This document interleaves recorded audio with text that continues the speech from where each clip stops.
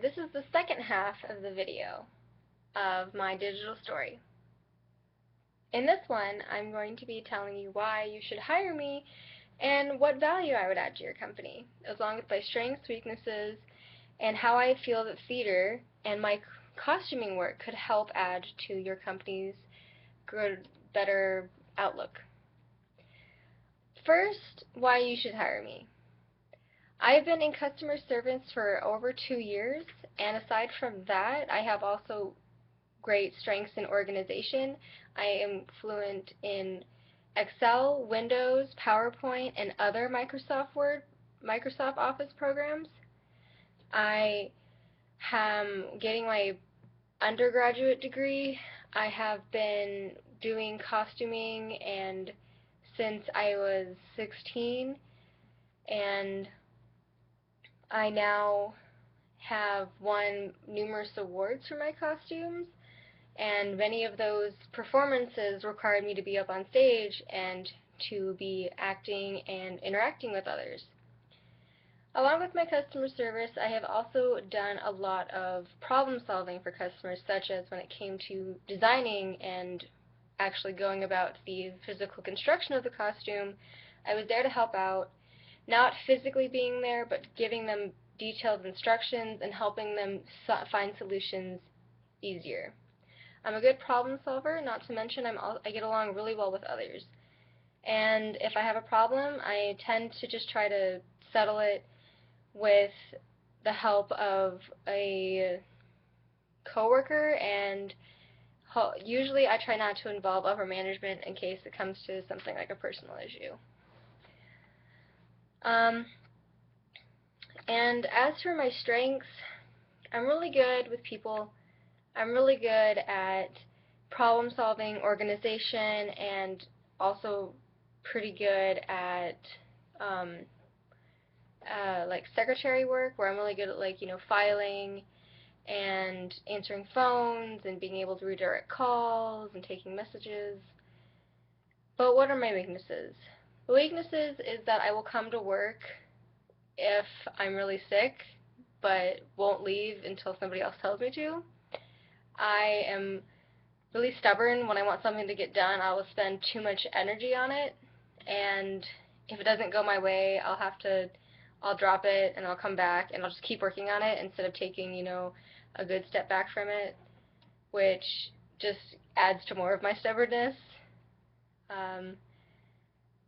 It's that, and I'm also somewhat competitive in if I see that someone is doing the same job as me, but they're doing it a different way, I'll try to adapt to that way, and then I'll try to do better at that than them, not necessarily always wanting to do things my way. Sometimes I take things too much to the letter. And then I have some questions that I feel like I can answer pretty well. My question was, what of your theater background could add to this work environment? With my theater background, I have had a couple of acting classes, and I've also had many storytelling classes where I have been able to take a presentation and tell it like it would a story, where it has a begin, middle, and end. It has a rising action, falling action, and a series of things like that. And also with acting, I've been able to, play along with something, or just roll with something that's going on. If something makes a mistake, I'll improvise, and I'll make sure that we all come to the end result of what is wanted. So, for example, if a presentation doesn't work and my PowerPoint's down, I could, with memorization and hopefully being able to do things verbatim from what I remember, I will still be able to give you that presentation, and hopefully it'll still pique your interest. And my next question is, why do you feel theater is still important not only today but in this current job market? Well, theater also teaches you how to interact with others. It's essentially communication, but with communication there's less stories. There's less characters and there's less players involved. When you work on a play, you have to keep in mind of so many people and so many things that are going on. Yes, you have the cast, but you have main actors, you have, you know, you have your secondary characters, you have your understudies, you have all of your costume people and the background runners, you have your stage manager, your director, and then you have so many people who are doing construction for the set. And you have to keep them all in mind wherever you're working in the theater. For example, if I'm doing a costume and I have a basic outline what I want to do, but I don't know what color swatches I need to do, I need to go talk to the lighting people.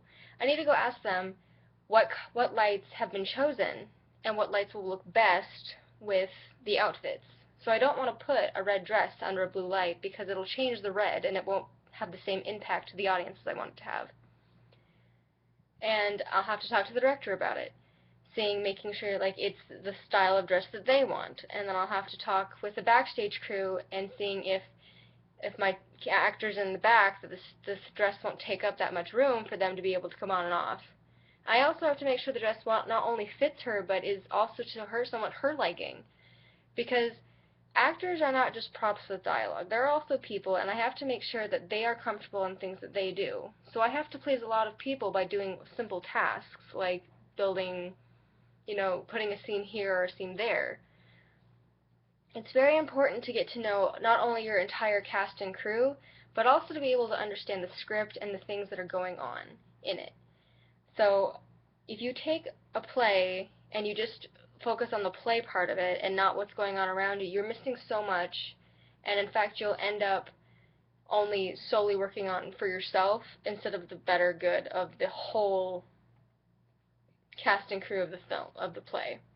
And that's how I feel theater can really work, because you have to work with so many people. You have to know where they are, and you have to keep everything going as a smooth machine to make sure nothing falls out of line. And theater is very much like a big kind of family where everybody has their roles in it, and you have to do it. You have to improvise. Sometimes you have to just go with whatever you have, but you still have to perform, construct, and direct that. And you can't just leave any part out, because theater encompasses all of these smaller subgroups to create one giant production. And that's why I still feel theater is relevant today, because that's how a business runs. You have, the people who work in communications, customer service, the people who do the directors, you have the supervisors, you have manufacturing, you have all of these subgroups that in total make up your entire company, and you have to make sure that each one of them is running smoothly, so that way as a whole everything's doing fine. And with theater, I feel that that kind of environment is very much the same, in that you have to work with so many people, and you have to understand where everybody's coming from and how things are working. And I feel that theater not only is still relevant because it's not just entertainment. Sometimes there's stories to tell. It is entertaining at the same time, but theater also can help people grow and help people understand that when you play different characters and when you sew different things, you're interacting with so many people, and from there you're learning from them.